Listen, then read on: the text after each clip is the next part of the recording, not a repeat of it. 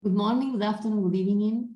My name is Mariana Viegas. I'm a virologist. I work at the virology laboratory of the Ricardo Gutierrez Children's Hospital in Buenos Aires City, Argentina. And I am the coordinator of the SARS-CoV-2 Genomic Consortium in Argentina.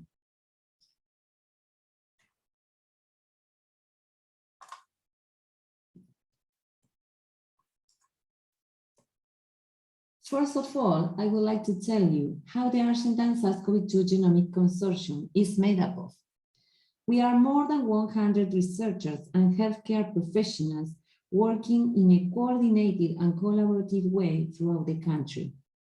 We work sequentially in different nodes with different functions, but with a common objective, that is to perform the genomic epidemiological surveillance of SARS-CoV-2 in Argentina.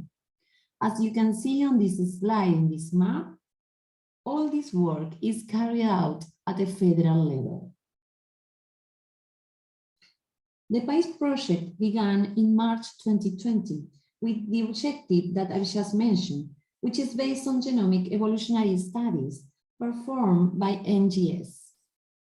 But in December 2020, in view of the global concern due to the emergence of variants, we proposed an alternative line of surveillance. We decided to use all the sequencing technologies that we had available to be able to respond in real time. Thus, we put forward partially sequencing the spike protein gene by Sanger to confirm whether or not we were in the presence of a variant of concern. As you can see on this image, the blue lines represent the spike gene of each variant, and the region analyzed is highlighted. Thus, by monitoring these constellations of mutations, we can confirm a variant of concern or a variant of interest, or we can monitor the emergence of a new variant. We also continue to perform or to carry out surveillance of for evolutionary studies. This is the time span of the two waves of SARS-CoV-2 in Argentina.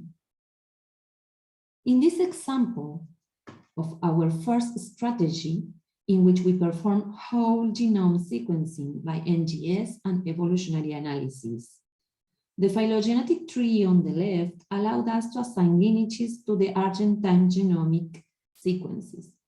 In the pie chart on the right, you can see the distribution of SARS-CoV-2 lineages of the first wave in Argentina. As you can see, the B1499 lineage was the most prevalent one during the first wave, and together with the B1, N5, N3, B11, and B111, constituted the 94% of all circulating lineages in Argentina during the first wave. Lineages N3, N5, and B1499 are distinctly lineages, Argentine lineages. B1499 was established as a lineage derived from B1 in March 2020 in Argentina. It first circulated a lot in vulnerable neighborhoods of the city of Buenos Aires, and afterwards it spread throughout the country. On the other hand, N3 and N5 lineages derive from the B1133 from Brazil. But as I told you before, our second strategy, which started in December 2020, allowed us to analyze the distribution of variants in the second wave in Argentina. As you can see in this area chart, through the active surveillance of variants, we have seen from the end of 2020, when we started with this strategy, until epidemiological week 41 of 2021, the variants of first wave, as I told you before, highlighted in gray in this area chart, have been replaced by the new variants and even the variants of concern as Gamma and Delta, which have increased significantly since the epidemiological week 8 in the metropolitan area of Buenos Aires, which is the most populated area of our country.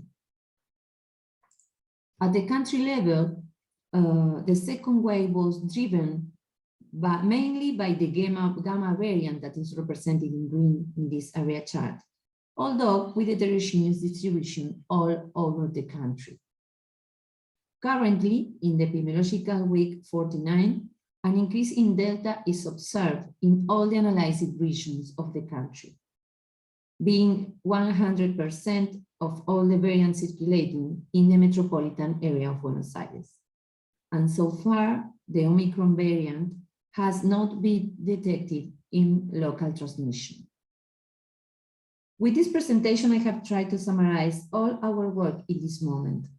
If I had to highlight the best hits of this project, I would mention the human capital, always willing to work collaboratively in teams, the know-how acquired along these last 2 years, and the generosity and cooperation among peers.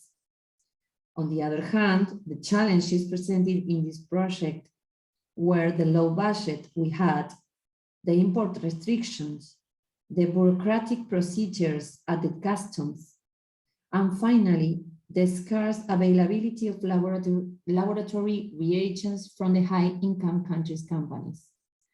Finally, I would like to show you that these are pictures of the researchers and healthcare professionals part of this big process. Thank you very much for your attention.